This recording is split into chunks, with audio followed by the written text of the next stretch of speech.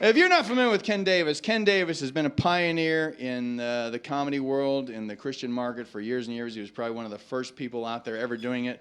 He's been on clubs. He works all over the country. He has numerous DVD and video projects out. Will you please welcome to the stage the most funny Ken Davis?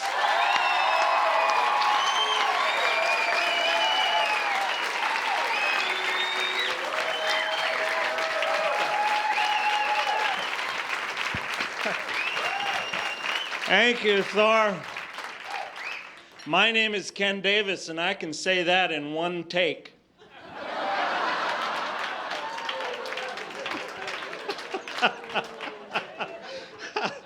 I might say that again because the TV audience hasn't got a clue what happened before. Poor Thor, it's been a long day for him. Hi, Somebody help me. My name is Ken Davis. I'm glad to be here. I'm not right. I think that's the reason I'm here. When I was born, there are some wires that were put in the wrong place. My idea of a great Saturday morning is to drive my motorcycle out to the highway near our home and just sit on the edge of the highway on my motorcycle with my wife's hairdryer, pointed at cars as they go by. I love the smell of burning rubber. If people slam on the brakes, I just love it's a smell. Sometimes I chase those people, which really confuses them because I drive a little pink moped. See, the definition of confusion and indecision for a man is to be chased by what he thinks is a policeman driving a pink moped. A man cannot handle this kind of thing. We can't handle it. We go, what should I... Why is he on a moped? Do you think he's really a cop? Should I stop? Women have no problem with it. They go, he's on a moped, stupid. Step on it.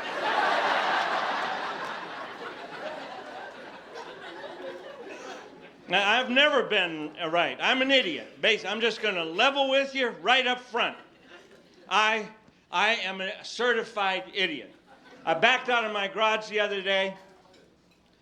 Forgot the little book that I keep my stuff in. It's a day timer. I'll admit it. I don't have the electric thing. I had the electric thing, but I cannot hang on to that little pencil. So I just have a book, and I put all my appointments in there, forgot it. I mean, I am totally disoriented. I can't go anywhere. I'm paralyzed. I don't know what to do. I don't know where to go. I don't know who to call to find out where to go. It's all in the book. I thought, well, maybe it's in the back seat. I thought I'd look in the back seat. So I unbuckled my seatbelt, and I bent over in the back seat. I'm digging in the back seat, looking for a day timer. I left my car in gear. That's what idiots do.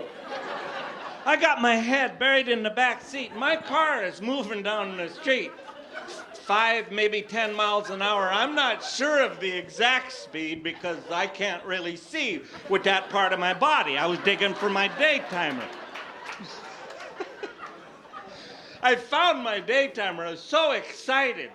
And then out of the corner of my eye, I saw stuff moving past the window. Now, I'm a college graduate. I drew a conclusion. My car's moving. I turned to step on the brakes. I did not get there in time. My car hit a light post less than a block from our house. You ever had your airbag go off? That's not funny. There's nothing funny. I don't know what you're laughing about. On TV, they make it look like fun because they show it in slow motion. Have you seen the ads on TV? It comes out like some kind of slow motion marshmallow.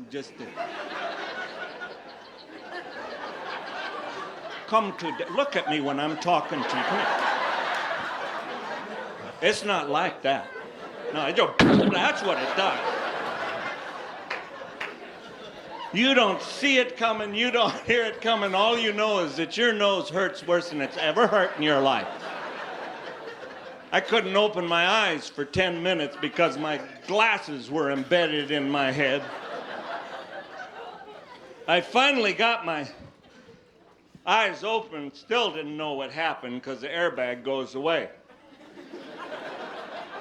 It does, it deflates. You know, through the tears and stuff, I'm going, how come there's a hanky hanging from my steering?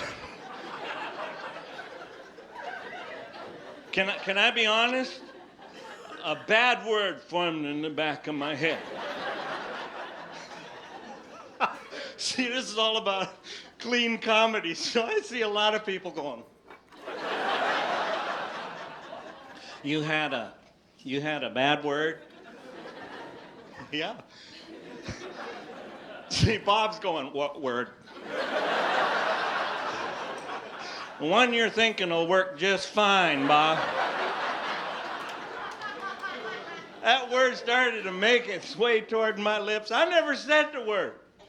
You know, not because I'm anything special, just because I'm not right. I forgot the word between here and here. I just forgot what the word was. I started laughing because of the word airbag. You realize the word airbag didn't exist? Bob, who's Bob here? I heard him, Bob. Okay, now you're not all Bob. What's going on? I'm going to talk to you because you look like the least ability to respond. Bob, was there airbag when you were a kid? No airbag. There was no airbag. There wasn't even cars.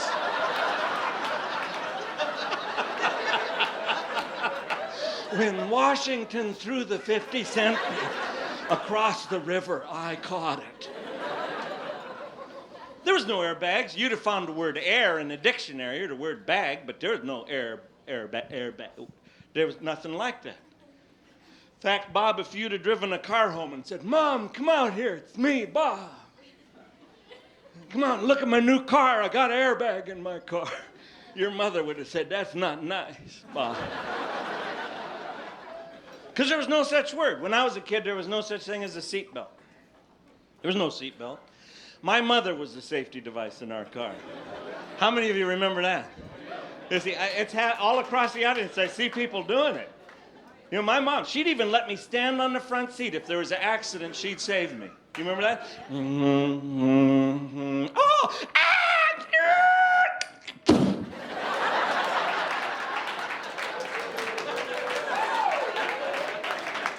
I remember this because it hurt. I remember going, ow! Why did you do that? My mother always said the same thing. I kept you from going through the windshield. I used to beg her, can I go through the windshield next time? Give me a break. Very few children were ever killed going through the windshield during that time. Thousands were injured by their mother's arm. That's why I loved riding with Grandma, because Grandma had that thing under her arm that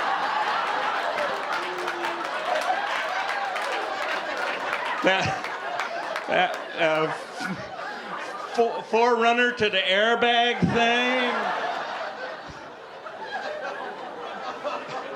You get in an accident with Grandma, you didn't get hurt, man.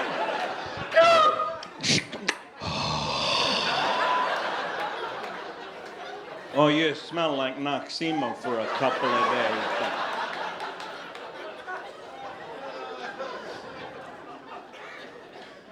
No, I'm not right. But I have a good time. People always say to me, well, you have a good time, and you ought to have a good time. You travel all over the world. Like, travel is the definition of a good time. I'm going to tell you something. There is nothing fun. There is no joy. There's nothing fun about travel. Zero. Absolutely zero. No fun at all. Everything is different. When I first started traveling, it was kind of exotic, kind of fun. But everything's changed. Check into the hotel, everything's different. No keys. I haven't seen a key in 5 years. They don't have a key anymore. They give you a credit card. I said, what is this? This is a key I got from my hotel now. I said, what is this? And they're not kind to you. Dad? I'm not done yet. Wait till I'm...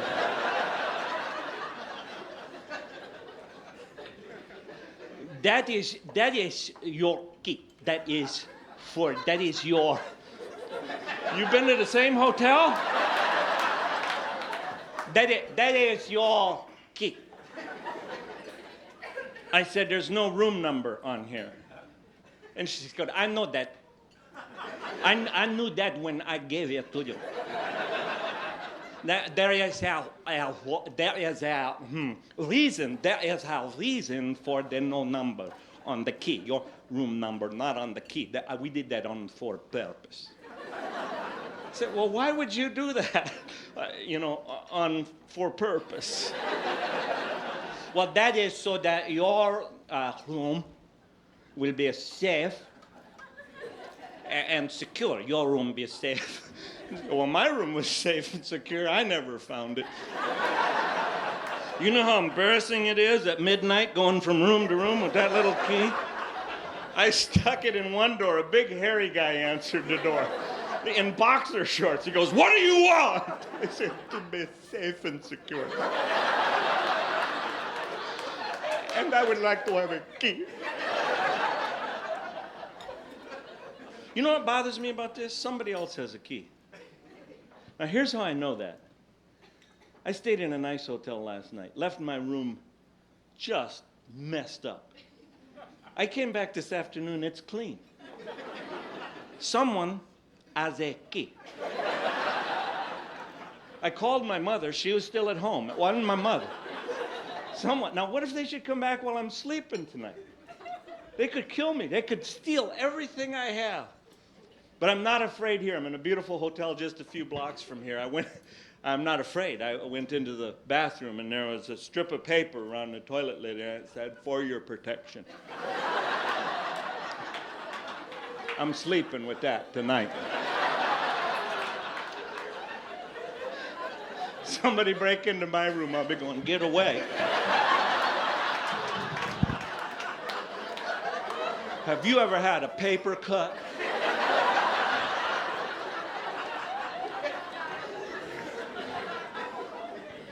Nothing fun about travel. Lived in Denver, Colorado for 30 years. We had the newest, most modern airport in the entire civilized world. They don't lose your luggage in Denver, Colorado. They destroy it right in front of you. Walk into the airport, got baggage hanging from every bone in your body. Doesn't matter what airport you're looking at. This is what you hear. The most expensive airport in the world, this is what you hear as you hunt for your gate.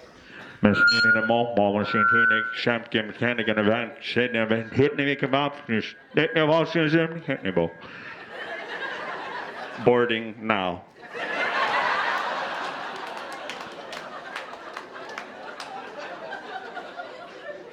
I grabbed the guy. I'm shaking him back and forth in a Christian way.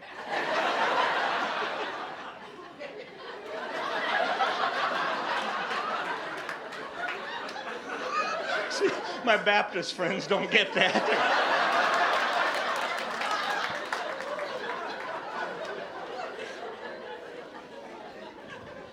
No fun. I'm in Portland, Oregon, headed for Orlando, Florida. Had to get up at 4 o'clock to catch a 5 o'clock flight. And that was before September 11th. Now, if you got a 5 o'clock flight, I'm telling you, you got to get up on Tuesday to catch it.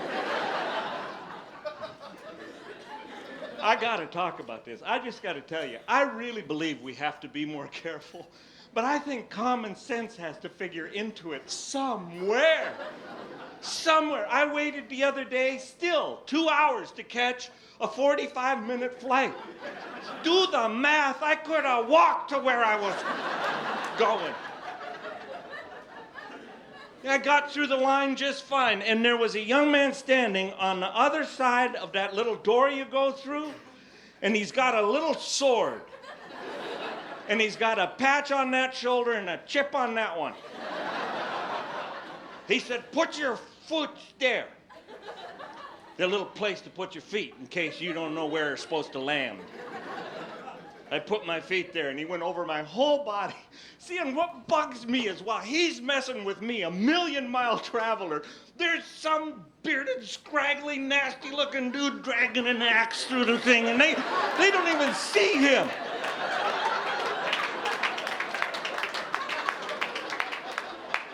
I've been randomly selected. He put my luggage on a table. He's going through my luggage. I've been gone 30 days. I got bad luggage. Do you understand what I'm saying? He's taken my underwear from 30 days out and laying it on the table.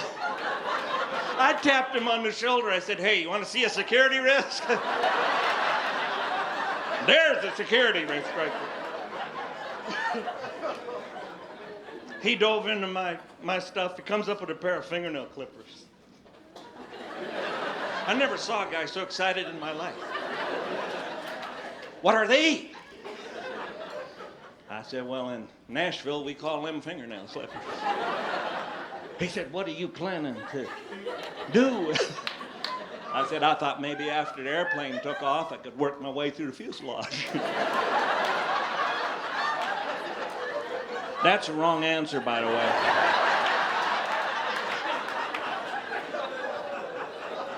Well, he got mad, man. He said, come over here, sit on this stool just like this. He said, roll up your pant legs. I rolled up my pant legs. He said, roll down your socks. I rolled down my socks. Bare skin of my leg. I'm telling you, on the bare skin of my leg. I started laughing. I laughed so hard, stuff was shooting out my nose. He said, what you laughing about? I said, I can't tell you. I decided if I ever come back to that airport, I'm coming naked. I'll get dressed on the other side of the little door. And I guarantee you, I won't have to wait in any line. First person I tap on the shoulder be going, no! You go ahead.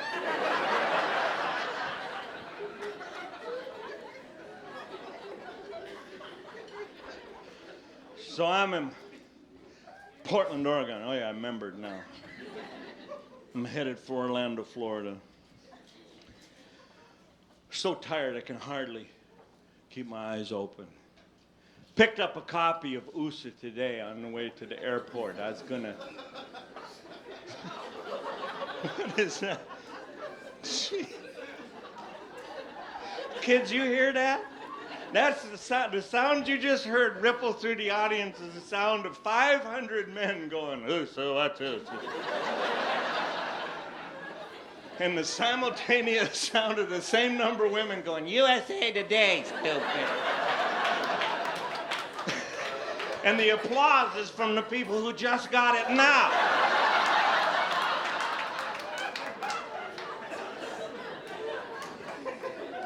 Couldn't read it. I couldn't read it. You ever be so tired that you can't read it? So I sat on it. You know, if you have it in your hand and you drop it, they're going to run over it with the cart. So I sat on it. Buckled my seatbelt. Man sitting next to me, watched the whole thing, turns to me and goes, excuse me, you reading that?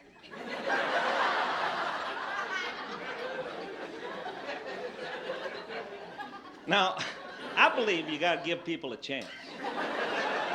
You can't let them fall into stupid pit all by themselves. So I turned to him and I said, I'm sorry, I'm not sure that I understood what you just said. If you could repeat it for me just one time. And he got mad. He said, I said, are you reading that newspaper? Figure I gave him his chance. Unbuckled my seatbelt, stood up, turned around, turned one page on the newspaper, and I sat down again.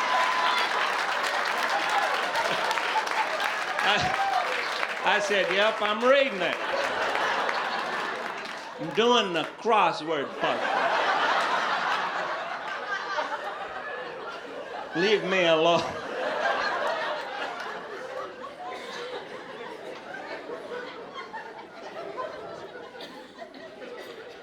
I'm not right. Are you starting to catch on to that? My whole life is like this. Stuff just happens to me all the time. I had something happen this year. I took from Thanksgiving until the middle of January off for the first time in my life. I've been away from my family so much, I decided I'm going to take that time off. Now, when you take that time off, here's what you do. You don't wear real clothes anymore.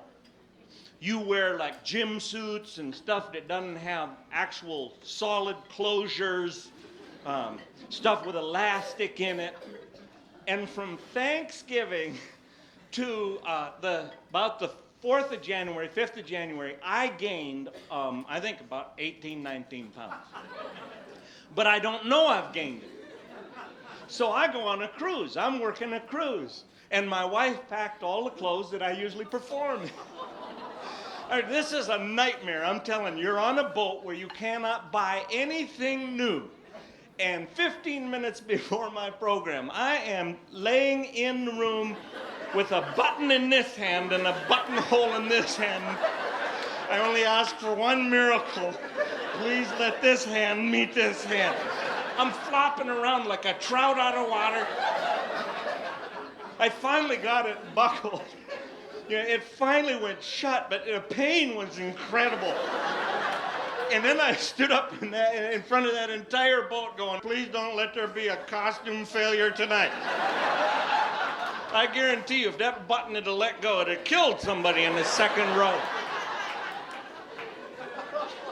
You know how I gained that? I just ate. So stupid. I had a friend send us some salmon, a smoked salmon, that big. Now, to me, there is nothing better than smoked salmon. That is the best food on the face of the earth. And this thing was packed in its own oil. Oh, there are words to delight a heart. Smoked salmon packed in its own oil. So I got a box of saltine crackers and some capers and some cream cheese. And I sat down, and before I stood up from that very moment, that time, I had eaten the entire salmon. Am I the only one that has ever done something stupid like this? I wanted to go into the living room, but I could not. I couldn't even move. I just sat there with this strange urge to swim upstream and lay eggs. I've been getting rid of that, but I know it's not enough. I see there's boys back here. There's some young boys back here. I've seen you looking at me. I have seen you looking at me going, how come you're wearing that blousey-like, woman-like shirt? To hide that, that's why I'm wearing a blousey-like, woman-like shirt.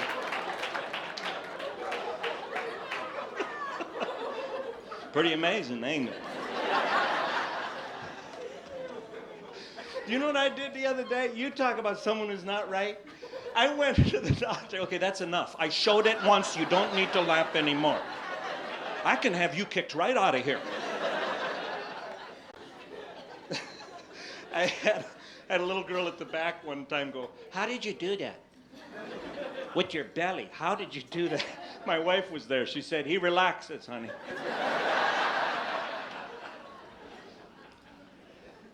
Paid to have the fat content of my body analyzed. How stupid is that? How stupid. It isn't enough that I'm fat. I'm paying people to tell me exactly how fat I am. Anybody here ever had it done? Just raise your hand. Oh, a bunch of chickens in here. They weighed me underwater. See, here's the theory. Fat floats and bone and muscle sink. That's the theory.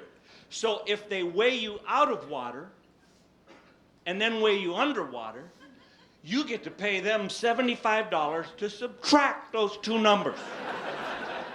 And then they tell you how fat you are.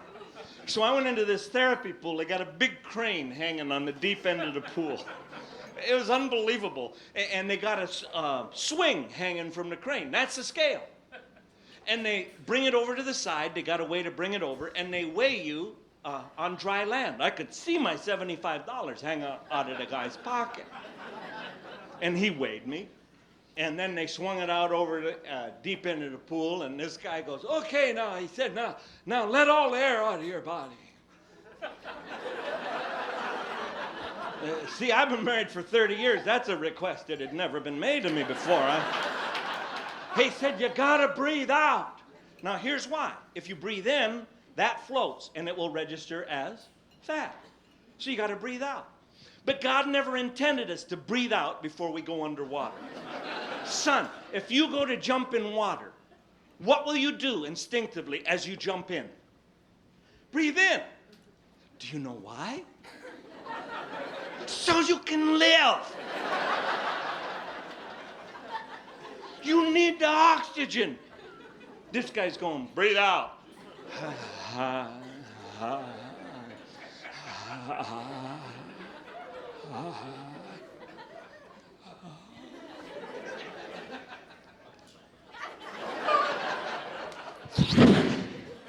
They've dunked me underwater.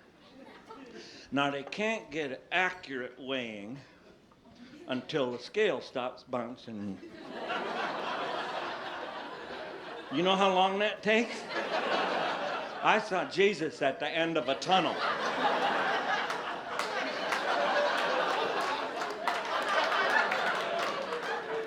Grandma was there.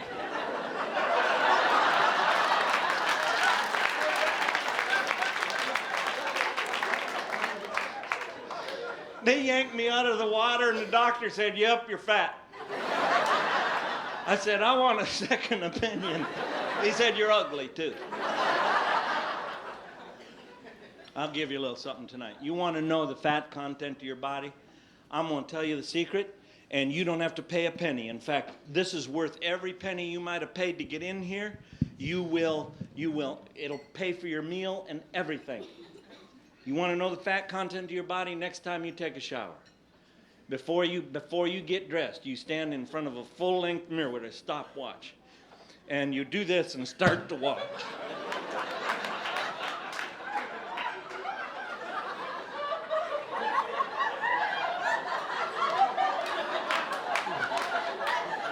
When stuff stops moving, stop to watch.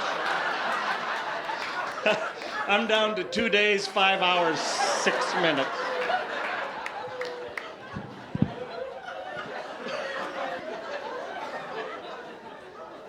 Are you having fun?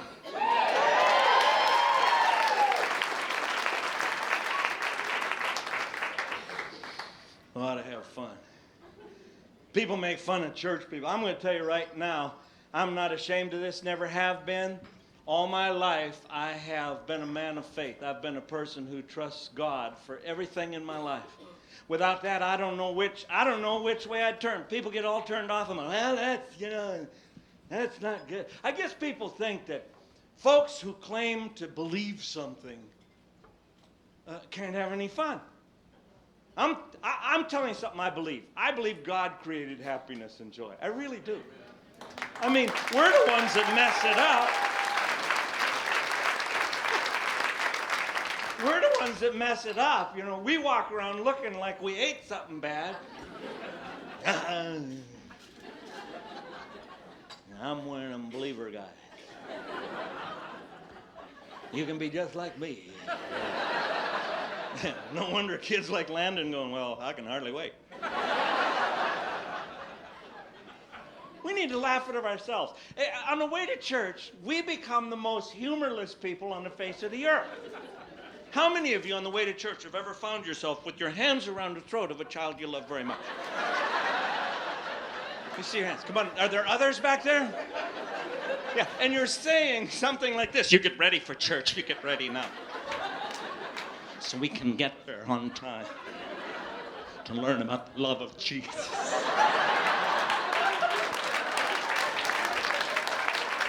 Yeah. Look at Landon. Look at him going, yeah, that's my parents, man. Give me a break, Landon. On the way to church, children become demon-possessed.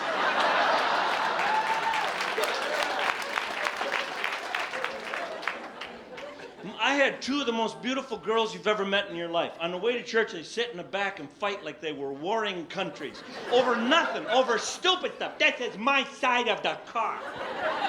And they're always messing with themselves. This is, you are breathing on my side of the car. Take your molecules back.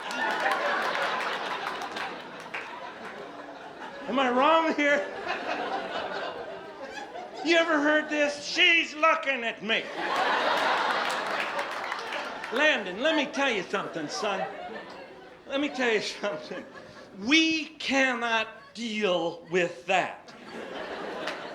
You go to school? All right, in school you learn about reason and logic. There's nothing logical, and she's looking at. If my daughter says, "Hey, she's hitting me with a crowbar," then I can turn around.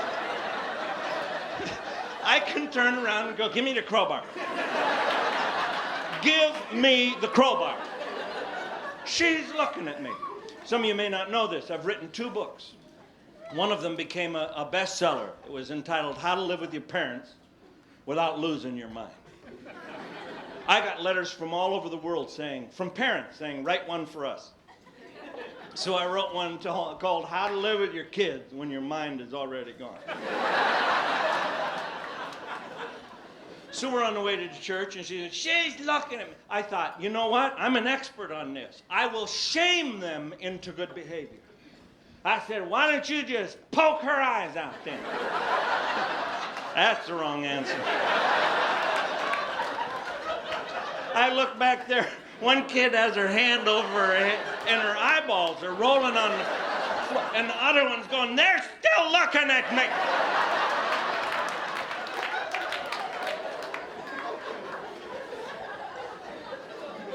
Tell me you've never grabbed the rearview mirror in that case and give them the Sunday morning look of love.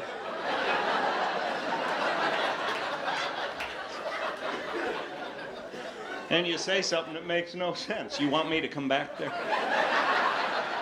You know what your kids are thinking. Yeah, come on back. Come on. Come on, Dad. You're doing 75 miles an hour. Let's see what happens to the car. No, you can't go back because you are doing 75. And the reason you're doing 75 is because you're late for church. So tell me you've never done this. Grab that rear view mirror and do this number. I'll come back. You sat. Come here. I'll reach you. Lean forward a half an inch.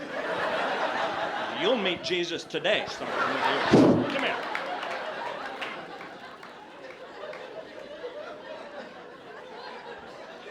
I had an old man come up to me one time, and I saw him coming all the way from the back. And when he got to the front, he said, "I'm going to tell you something."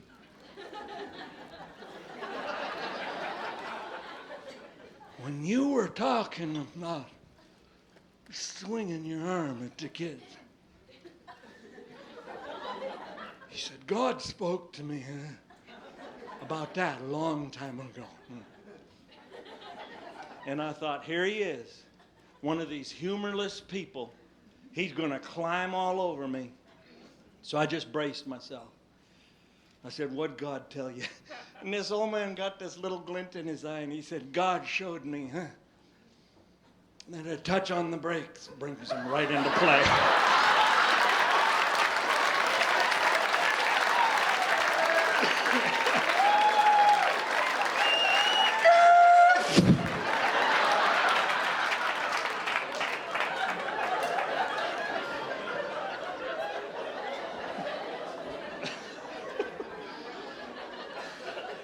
I just spit all over the place. We might need another order of chips up here. This poor guy's going, "Is that guacamole?"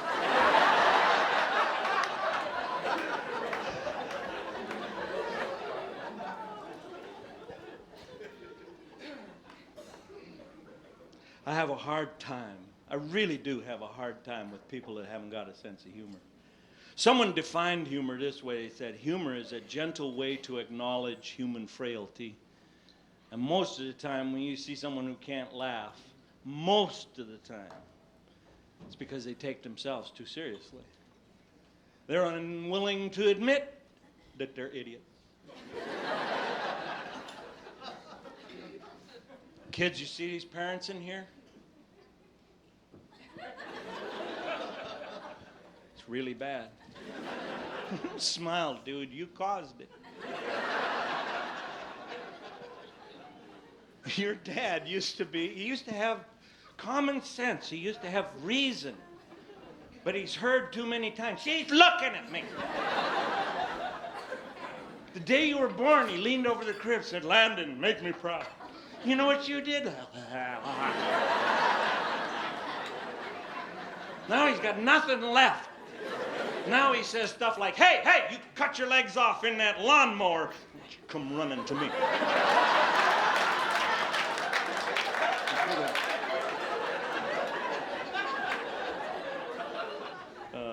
Relationships are what's so important. You know, I had absolutely nothing in my life, in my early life, that made me have any sense of self-worth. Sports was the big thing. I can't do sports. Friends, I have the hand-eye coordination of a carp. Do they have carp in here, Ohio? Do you know what a carp is? For those of you who might not know, it's a fish with lips. Not fish lips. That's okay. Fish lips, these are human, nasty, algae-sucking lips. These are terrible, nasty. If you fall into a pool of carp, you will be hickeyed to death. It's not, some of these boys going, well, what's wrong with that? It is bad. You do not want to die in a pool of carp. I have no athletic ability. My brother-in-law used to try and help. He was about my age, and we know each other when we were young. And he said, come on. He said, let's play hockey. I said, I don't know how. Oh, he said, it's easy. He said, skate around and hit this thing. I said, I can't skate. And to this day, I can't skate. I said, I can't skate. Oh, he said, that's okay. Come on, Ken, just stand in front of this net. I hate hockey. Do you know why they call that thing a puck? Because that's the sound it makes when it hits you right here. Puck. That's what it is. Puck. That's what it sounds like. Say, let's name it a puck, because that's what it. Your lip swells up to about the size of a watermelon, and your friends go, "What happened to your lip?" And I didn't have a puck. I didn't have a puck. I lived in Denver. We won 2 of those Stanley Cup things. We had probably one of the finest goalies ever to exist on the face of the earth, Patrick Waugh. Do you know how you spell his last name? R-O-Y. Say that to me. What is that? Roy! You ever wonder why he calls it Waugh? You hit by a puck.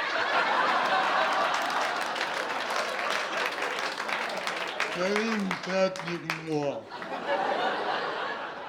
We didn't used to have masks.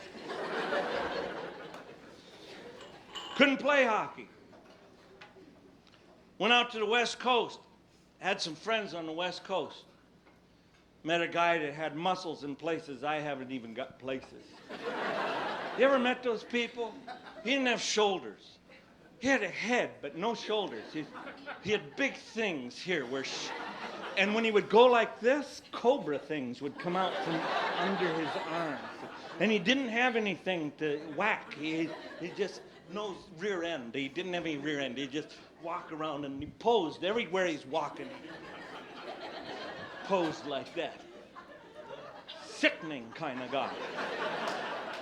He goes, let's go surfing. I said, I don't know how. Oh, he said, it's easy. He said, tie this board to your foot. That's true. You tie the board to your foot. That's so if you fall, you don't have to swim to shore to get your board. It just stays right there with you and beats you senseless. He said, tie this board to your foot. And then he said, swim out and wait for the big one. Now, I didn't know what the big one was.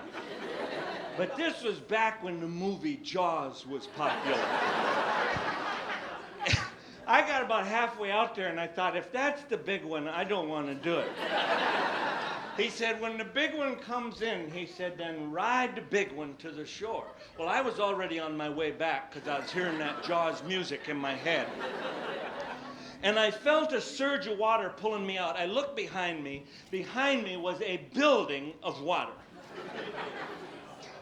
That was the big one. I did not ride the big one. The big one rode me. I'm 30 feet under the water, praying to God for little things like air. I pop to the surface. There's a 30-pound surfboard attached to my body with a rubber band. So I moved to Minnesota. I got to Minnesota, land of 10,000 lakes. I wasn't there a week. The guy said, come on, let's go water skiing. I said, I don't know how. He said, it's easy. He said, stand here on shore, hold this stick, and you'll hit it. I hate that game. Why couldn't he tell me about letting slack out of the rope first? The rope was coiled up. I said, hit it. When that boat hit the end of the rope, I was still standing on shore watching my arms flop around the lake. Why didn't he tell me when you fall, let go of the stupid stick? He trolled half the lake with me. Even fish are going, whoa, Wally, look at that. And I lost my trunks under there.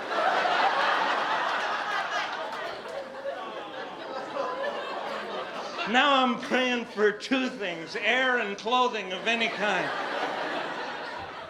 I popped to the surface. You see, you don't believe this stuff. I'm telling you, this is true. Now, I'm stretching it a little bit, but not a whole lot. I remember this. I popped to the surface. There's the boatload of my friends coming to pick me up. I don't want to be picked up. I'm naked. Fish are in little groups now going, oh, that's gross. Get him out of here.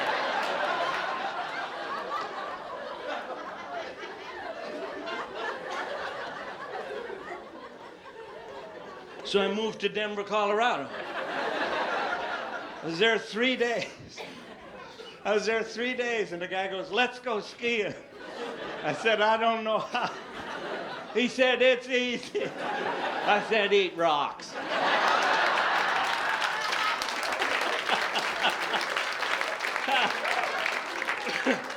Nothing worth having is easy. How long do you say you've been married? Somebody at the beginning of the show, everybody's going, hey, who should we tell them we're married to this time? Who's married to who? 38 years. 38 years. It's been worth it, hasn't it? Oh yeah. She's over there going.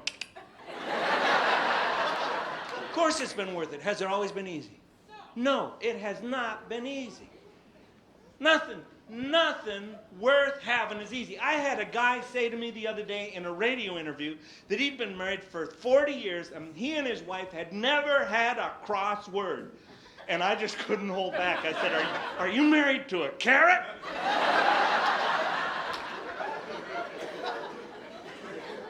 Marriage isn't easy, but it's worth it.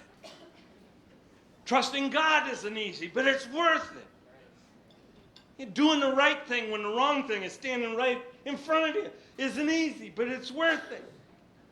Skiing isn't easy, and it's not worth it. They talked me into skiing. Absolutely unbelievable. I don't know if you know it or not, but there's levels of skiing. Did you know that? I got on, the day I started skiing, they had 3 levels. They had the beginner's hill. In the beginner's hill, you need sticks because you can't move. It's so sad to, go skiing on a beginner's hill without sticks because 8 hours later, your friends come pick you up from just where they left you. Do you have a good time? Yeah. Where you go? Well, pretty much right here. But they give you sticks, and you can push yourself around. You actually think you've accomplished something. Those hills have names like Bunny's Hop, Tinkerbell's Alley, Snowflake, stupid stuff. Then they got the intermediate hill. You can go pretty fast without sticks, and you can get hurt. That's the intermediate. Then they have what they call a black diamond, and that black diamond basically means you're going to pass away. You're going to die. You need to have your friends make arrangements when you go on a black, and they have names like Devil's Overbite. Boneyard. One of them was named Boneyard. That bothered me so bad.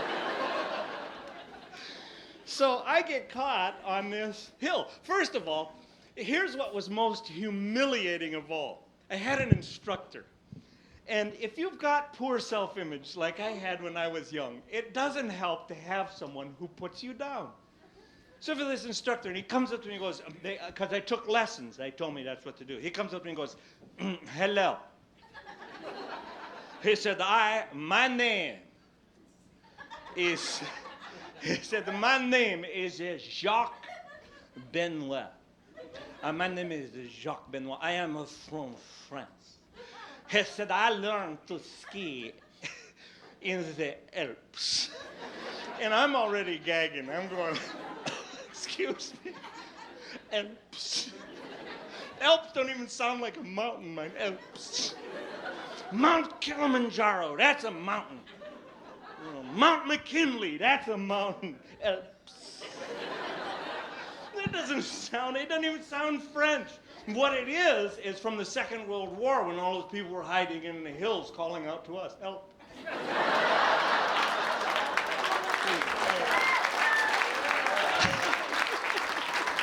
So he goes, my name is Jacques Benoit. He said that today I am going to show you. And he did that with his lips. I'm going to be honest. I just wanted to just reach up and rip those lips. Rip those lips right in a Christian way. He said, I'm going to teach you today how you say. I will teach you how to, in your language, how to fall down. Today we will learn how to fall down. Yes, fall down. So I raised my hand because I'm not right. I said, excuse me, Jacques Benoit from the Alps. I gave you $25 today. I would really appreciate it if you would teach me how you say to stand up. Standing up would be good for me. I quit the lesson. I got so tired of the lesson. I got in line. I fell in line. You familiar with the domino theory? 112 people laying on the ground.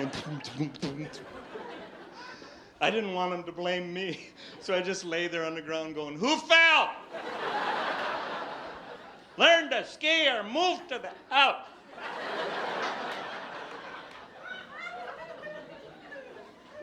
Chairlift kept hitting me in the back of the head. I thought you were supposed to sit on the ground and pick you off the ground. 3 chairs hit me right there, the blood coming down. And I'm going, boy, this is a lot of fun. Finally, the chair hit me right here, and I'm going up the hill. And I'm scared of heights. There's nothing. There is nothing. Right here is a T-bar, or a bar that goes up to a cable, and then there's nothing. Hundreds of feet down to the ground. And there's a man sitting next to me, and I don't know where he came from. So I wrapped my entire body around a pole. And I turned to the man and I said, God loves you very much. And he has a wonderful plan for your life. But this is my pole. You touch this pole, I will send you to meet Jesus today. You ever skied? I got off the hill. The steepest and slipperiest hill on the whole mountain is right where you get off. It's only about that long, but they ice it down because they need entertainment. I fell right there. When you fall there, do they stop the lift? No. Other people got off. Pretty soon there's a little pile of 30 people laying on top of me, and I'm going, who fell?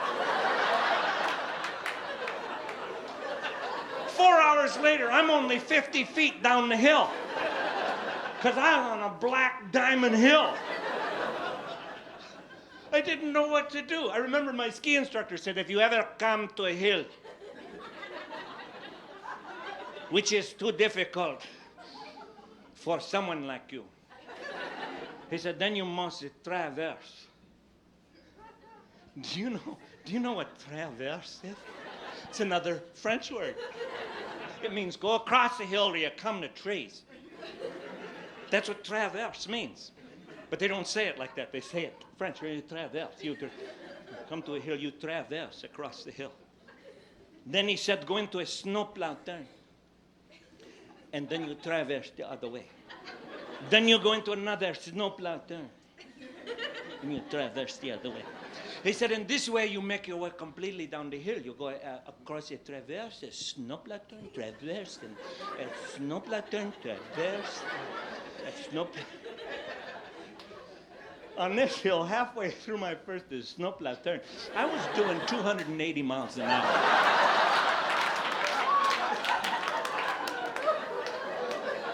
I made a simple decision. No more snowplow turn.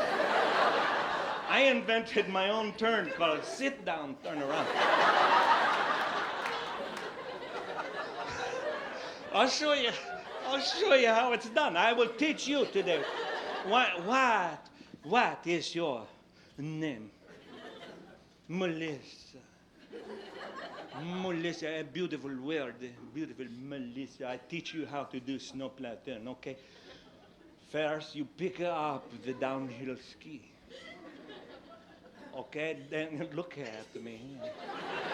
And then you maneuver the downhill ski completely around, and then you put it down. Stay with me, because I'm losing my balance now. Okay, now you stay like this for a pretty long time, because you can't move. Good skiers come up to you. What are you doing, man? Sit down, turn around.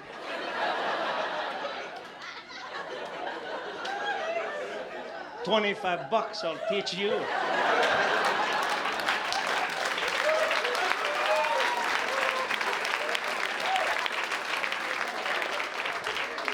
Four hours later, I'm only 50 feet down the hill. I wouldn't have made it that far, except I'm wearing slippery clothes. I want to die. I think I am going to die on the hill because I cannot go. Sweat coming from everywhere on my body. I heard a noise. Look up the hill. Here comes a child. I'm telling you, this kid couldn't have been more than in the third grade, maybe. And he's coming down the hill in perfect. You ever seen him?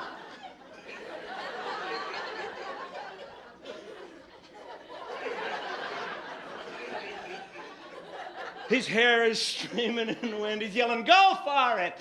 Go for it! I stuck him with my pole.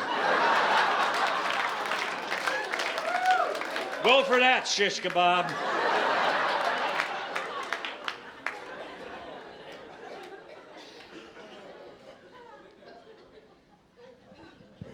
So I'm not very good at athletics. God didn't give me an athletic body. Gave me a twisted mind. I'm using it. Gonna use it till the day I die. Every once in a while I get a little glimpse of the kind of love that changes lives. And I tell you, I've already told you without shame, I really believe that God's love is what has made the total difference in my life and in what happens in the world. I think his love for us and the way he demonstrated it is one of the most powerful messages, is the most powerful message on the face of the earth. We get a little peek at it once in a while. I got a peek at that kind of love when I had children. I didn't want children. It isn't that I hated children, it's just that we met one.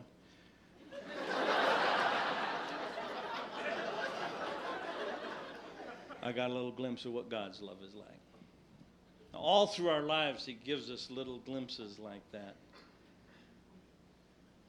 to remind us of the greatest aspect of love of all. When God, the creator of the universe, who can do anything he wants, who is the source of even the smallest amount of joy we can experience anywhere, that God gave his son for us. That has transformed my life. I made a decision a long time ago that I wanted to devote my life not to being famous, not to trying to create as much wealth as I can possibly create. And God has been good in allowing me to have a fairly good voice across the country and make an excellent living.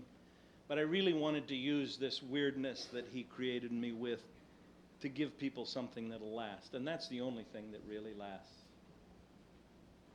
Those grandchildren, by the way, I want to close with this. They mess you up real bad. I guess the best example I can give of a grandfather is this: 100, 200, 300, 400, take it, 500, 1,000. It's all yours. And you don't care. I mean, they mess with you. They got me wrapped around there. The youngest one especially. Grandpa, could I? And they, the way they talk, could I please afford to? Could I? You know, and I'm going, hey, you need to be a ski instructor.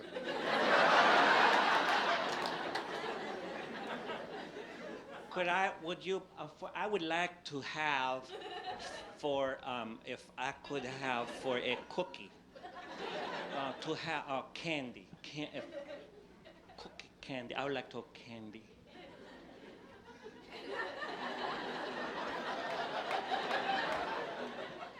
You know, and I'm trying to be a good grandpa. No, you can't have candy. See, I'm your grandpa, and I know that when the sugar from the candy hits your bloodstream, you go around the room like a balloon with the air going out of it. So, you can't have it. Now, how many of you, are there any people with grandchildren here? Do they give up? No, they don't give up. They come at you from another angle. Grandpa, I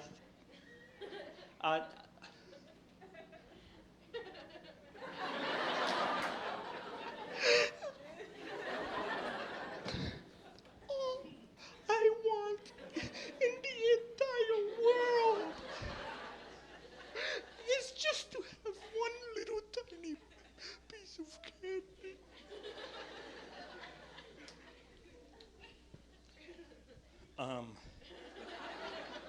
No. I cannot give you candy. Look at me. You see, if Grandpa gives baby candy, then Mama will kill Grandpa.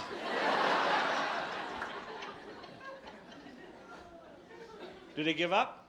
No, they don't give up. Grandpa, I love you. Okay. There you go.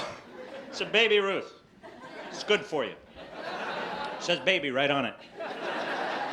And Ruth was in the Bible.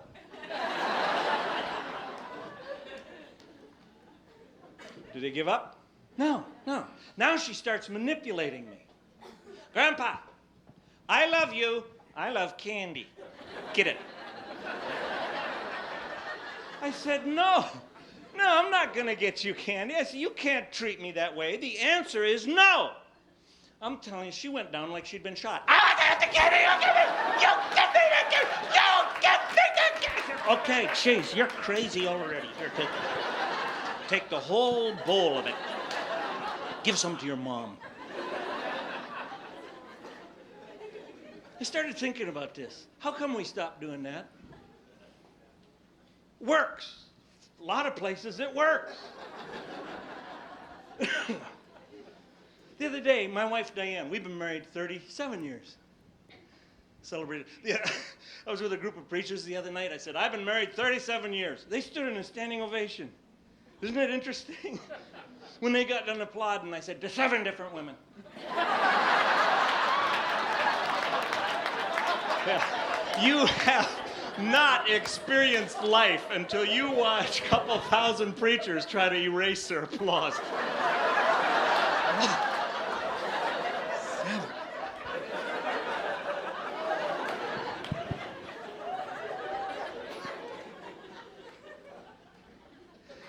She said, let's go shopping. Okay, I'm going to get politically incorrect here again. You were not created to shop. I'm sorry, it's wrong. Men and women are different. You were not created to shop. Now, some of you, I can see the look on your face. You're creating stereotypes. Some men like to shop. Yeah, wimpy ones. Okay, see, I can tell this isn't quite right in here.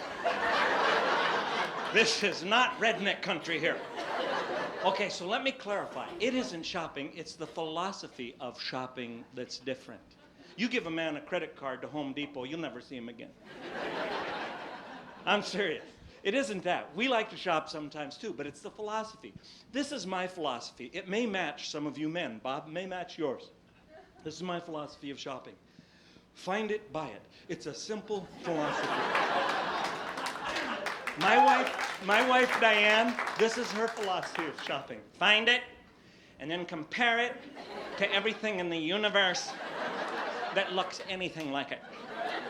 Slash. Then compare the prices of all the things you've found to see what the price advantage is. Slash.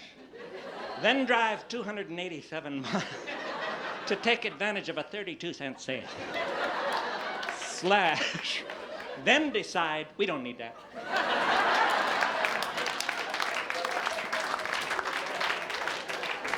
I said, I'm not going. Sorry, I'm not going.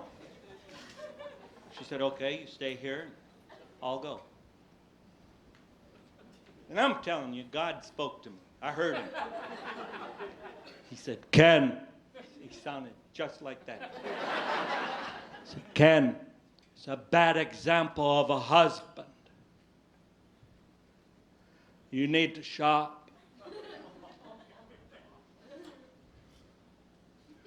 What is your name? Randy. Oh, I love that. Say that again. Randy. Randy. I got this high little squeaky voice. And I'm Randy. Randy, I'm a little bit of a rebellious person. Have you kind of picked up on that? So when God said to me, you need to shop, I should have said, whatever you want. But I didn't. I said, you don't shop. And he didn't get mad, Randy. He just said, I'm not married.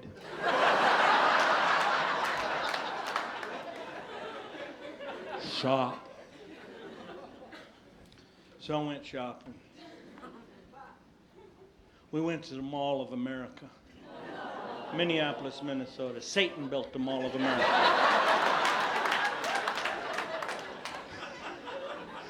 You don't trust God, you will spend eternity in the Mall of America.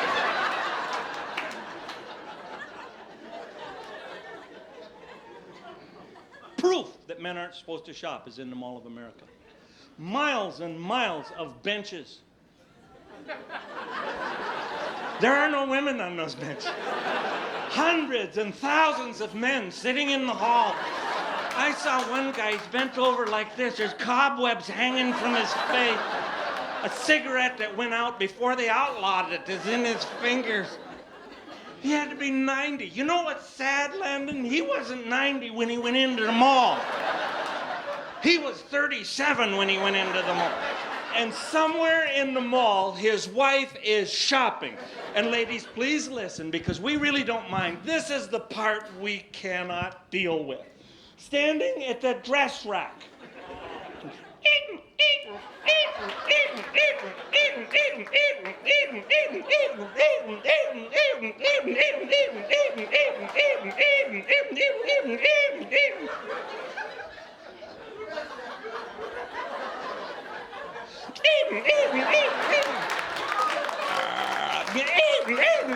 Meanwhile, there's a guy in the hallway decomposing.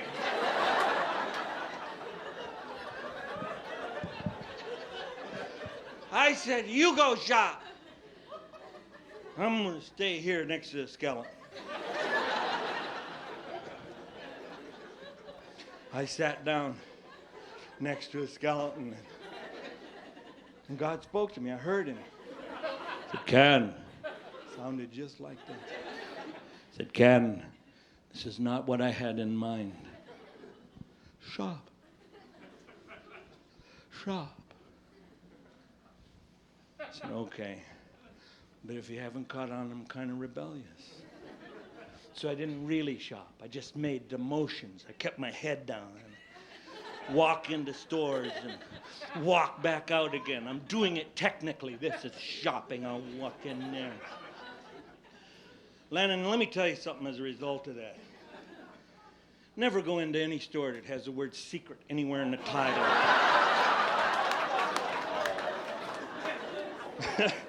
I looked up just a second and went, wow! I didn't mean it. I'm gone. Walked into a store. I think it was a Warner Brothers store, and there hanging on the wall was the most beautiful jacket I'd ever seen. I've never seen anything like it. To this day, I just loved it. It had a picture of Porky Pig and Bugs Bunny and all my buddies.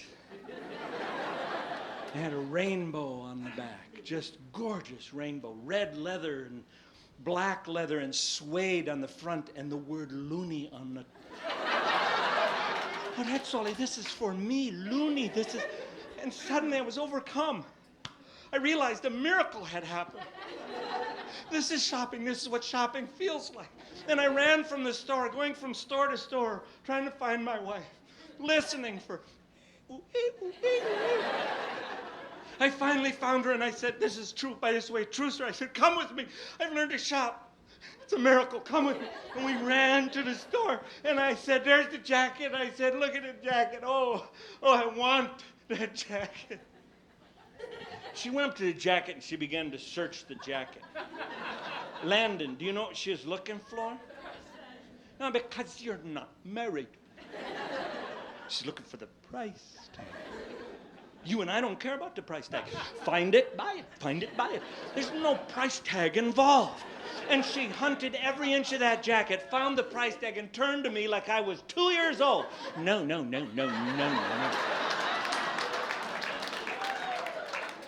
She said, are you out of your mind? Those were the words she used. There's 75 people, and she's got her finger going, are you out of your mind? We could buy a house for what that jacket. I was mortified. Everybody's looking at us. And then I remembered my granddaughter.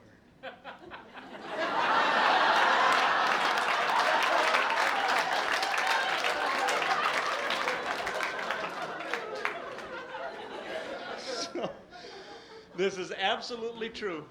She'll swear by it. I'll tell you it's true. I looked at the jacket, I looked at her, and I thought, I'm going to do what my granddaughter did. So I said, honey, I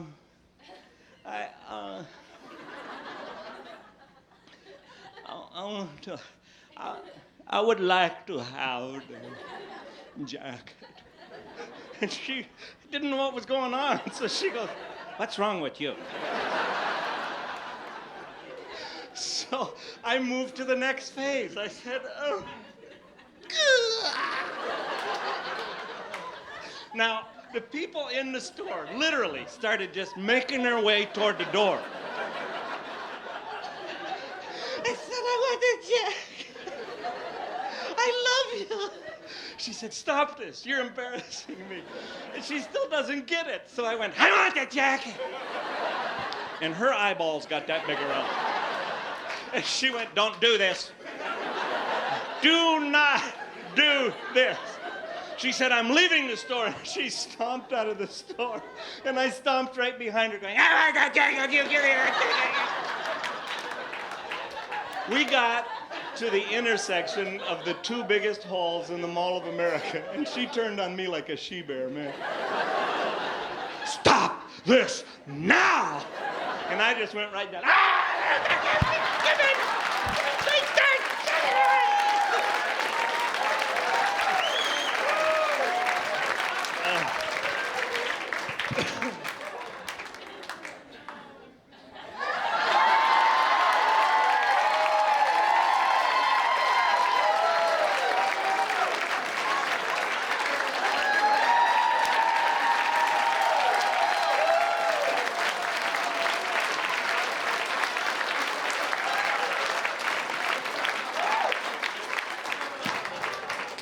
I have the jacket. Landon, don't try this at home. I'm a professional.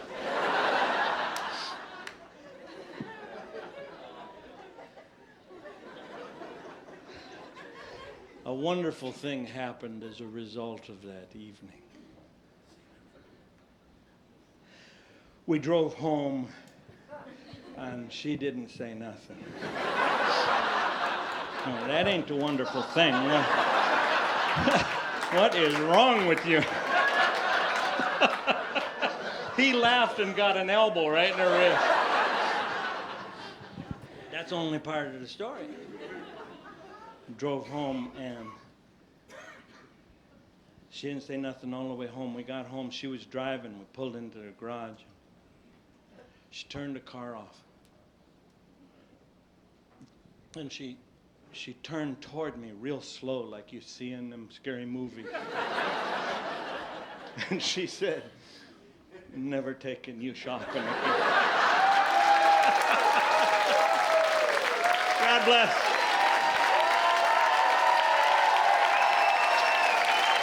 Thank you.